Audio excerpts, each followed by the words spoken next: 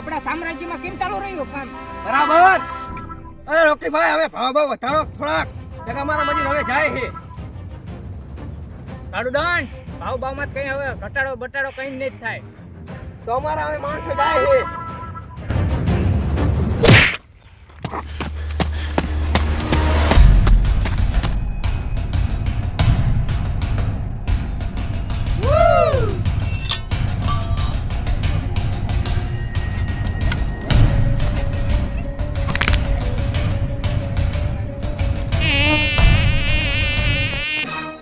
कमीने, मैं तुझे जिंदा नहीं छोड़ूंगा। क्यों हिला डाला ना?